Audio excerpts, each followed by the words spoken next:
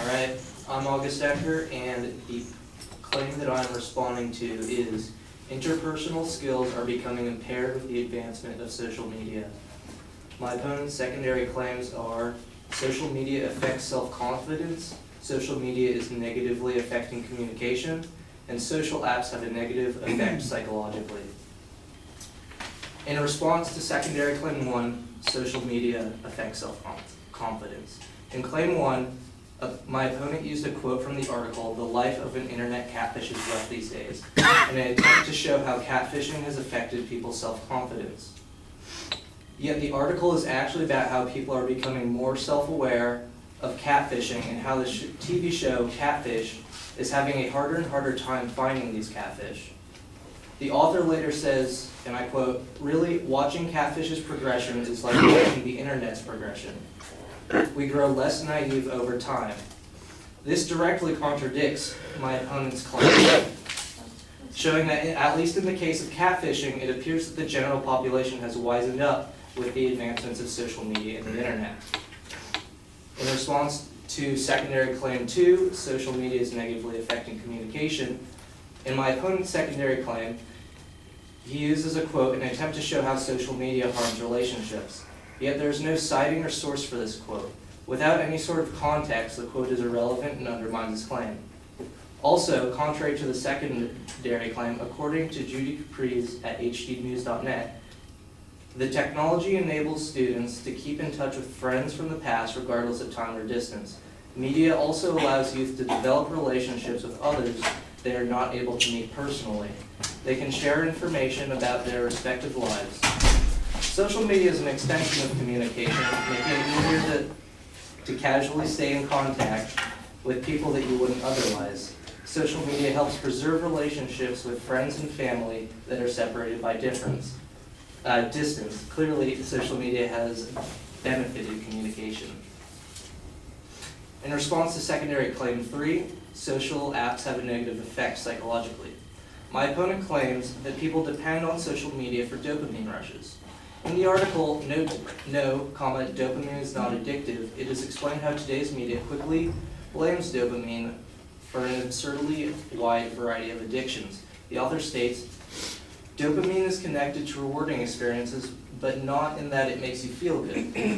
Dopamine can be released as a result of doing a wide variety of pleasurable things. The idea that people can become dependent on a single activity for dopamine is a bit of a stretch, and blaming dopamine for the addiction is quite misleading."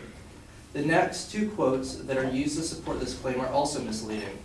The first quote, "Studies are beginning to show links between smartphone usage and increased levels of anxiety, depression, poor sleep quality, and increased risk of car injury or death." Yet, this quote provides no proof or concrete information to support the claim. The author in this quote states, "Studies are beginning to show," but provides no examples or links to these studies. It seems as though the author intentionally uses this phrasing to mislead the reader while providing no evidence. The last quote used to support this secondary claim provides a statistic, but no concrete conclusion based off of this statistic. The quote and statistic are also uncited. This quote says, "Some experts see the rise in depression as evidence that the connections social media users form are less emotionally satisfying, leaving them socially isolated." Once again, this quote is phrased in a misleading way. The term "some experts" gives no indication of their relevance, and there is no citing for these sources, meaning there is no way to check that these experts exist and what they said is true. My opponent's evidence was misleading, and many of his quotes used went uncited in the paper. There is not substantial evidence to show that social media is having a negative effect. In fact, it appears that social media is benefiting us by allowing us to easily remain in contact with distant friends and family. That's it.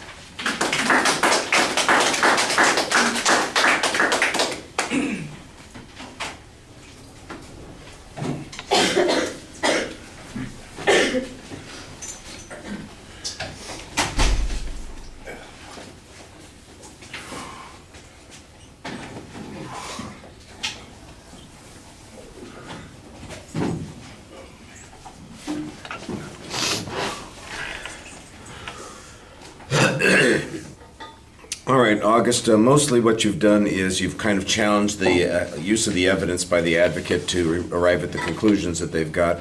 On the first point, you've got an interesting interpretation of the advocate's own evidence, and you kind of reverse it on them, suggesting that it suggests that we're less naive.